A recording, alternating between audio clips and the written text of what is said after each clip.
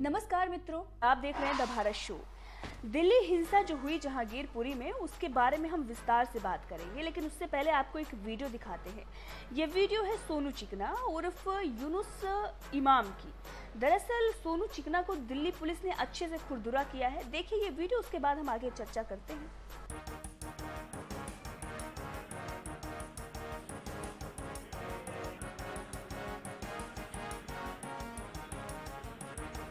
तो आपने देखा इन महाशय की वीडियो। ये लोग वही हैं जो उपद्रव मचा रहे थे और जिस तरीके से तलवार लहरा रहे थे, कोई गोली चला रहा था।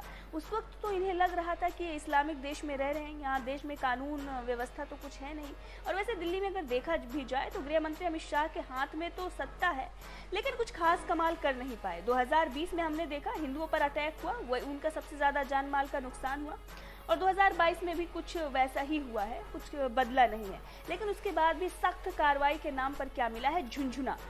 कोर्ट में उन लोगों को पेश किया जाता है, उसके बाद उनको बरी कर दिया जाता है। जिन लोगों ने किया उनका कोई नामो निशान नहीं है। ताहिर हुसैन हो या अंसार जैसे लोग खुलेआम ये ऐसे घूमेंगे, ऐसा ही चलता रहेगा हमारे देश में। और भेड़िया धसान ये देश है, यहाँ पर कुछ भी सही नहीं है। कानून व्यवस्था की अगर हम बात करें तो जितने भी सवाल हम खड़े करें उतने ही कम है। कानून व्यवस्था की ऐसी धज्जियां हमारे देश में उड़ रही हैं। और ऊपर से दूसरा जो वर्ग समुदाय है, जो लिब्रांडू पत्रकार है, वो ये बोल रहे हैं कि भाई आप लोगों को शोभा यात्रा निकालनी ही नहीं चाहिए थी मस्जिद के सामने से। खुद मैं आपको बता रही हूँ कि जब हम रिपोर्टिंग करने जाते हैं और उस वक्त अजान होती है तो हमारा माइक जो है वो मरोड़ दिया जाता है। क्यों भाई? क्या हम इस्लामिक देश में रहें? और अगर हम अपने हक की बात कर लें तो हम हिंदू मुस्लिम करने पर आ गए हैं। मतलब अगर हमारे ऊपर अटैक हो रहा है, कुछ भी हो रहा है, तो हमें बिल्कुल सहना होगा, कुछ भी नहीं कहना होगा, आपको खामोश रहना होगा। तभी आप शांति बहाल की बात कर सकते हैं, तभी आप बुद्धिजीवी हैं। लेकिन जहां आपने हक की बात कर ली वहां पर तो आप दंगाई हो जाते हैं, वहां पर आप भगवा आतंकवाद के एक सिपाही हो जाते हैं, वहां पर आप तो भगवा आतंकी हो जाते हैं। लेकिन आप अगर पत्थर फेंकते हैं, आप गोली चलाते हैं, आप तलवार भांजते हैं, तब भी आप शांति दूत ही रहते हैं। तो इस प्रकार से हमारे देश का कुछ कानून चल रहा है।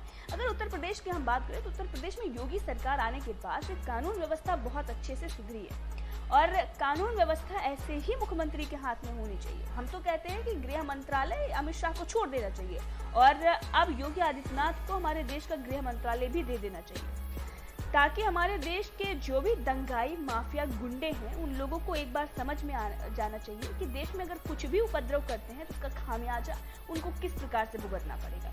न्यू कोर्ट के चक्कर लगा के वो अपने घर वापस नहीं जा पाएंगे। उनकी तुड़ाई भी होगी और उसके बाद उनके घर पर बुलडोजर भी चलेगा। अब देश में एनआरसी लागू करने की मांग तो की जा रही है और लागू भी होना चाहिए, क्योंकि ये बांग्लादेशी जो घुसपैठी हैं हमारे देश में आकर हमारे लोगों पर ही अटैक कर रहे हैं। आपने एक देखा होगा, जन की बात का एक वीडियो वायरल हो रहा था जिसमें वो महिला बोल रही है कि हम बर्दाश्त नहीं करेंगे, हमारे मस्जिद के सामने आपने लाउड स्पीकर पर गाना कैसे बजा दिया। हाँ भाई, हम इस्लामिक देश में रह रहे हैं, हम 5 टाइम आपकी नमाज सुनते हैं, हमने आज तक नहीं आपत्ति जताई। और जब आपत्ति जताते हैं तो ये बोलते हैं लोग कि वो तो चलता आ रहा है, चलता रहेगा। भाई आपका जो चल रहा है वो चलता रहेगा, लेकिन वहीं पर हिंदू अगर अपने त्योहार मना लेते हैं, डीजे पर गाना बजा लेते हैं, तो आप लोगों के लिए दिक्कत हो जाती है। तो ऐसा कुछ हमारे देश में चल रहा है। यहाँ पर हक की बात करना, यहाँ पर अपने लिए न्याय के लिए लड़ना सबसे बड़ा काम है। और जहाँ पर हम हक की बात कर देते हैं वहीं पर हम बुरे हो जाते हैं। लेकिन करेंगे, हम खामोश बैठने वाले नहीं हैं। पत्रकार हैं, लेकिन उससे पहले देश के नागरिक भी हैं हम। और देश के नागरिक होने के नाते हमें पता है कि यहाँ पर संविधान जो है हर किसी के लिए समान होना चाहिए। किसी के लिए तुष्टीकरण की राजनीति नहीं होनी चाहिए जो 70 सालों से होती आई है। इसीलिए दोस्तों, जितना हो सके इस वीडियो को आप वायरल कराइए। और इसके साथ ही ये भी मैं चाहूंगी कि चैनल को आप सब्सक्राइब कर लें। यहाँ पर तमाम आपको वीडियोस मिलेंगी, जो भी देश में करंट मुद्दे चल रहे हैं उस पर हम खुलकर बोलेंगे।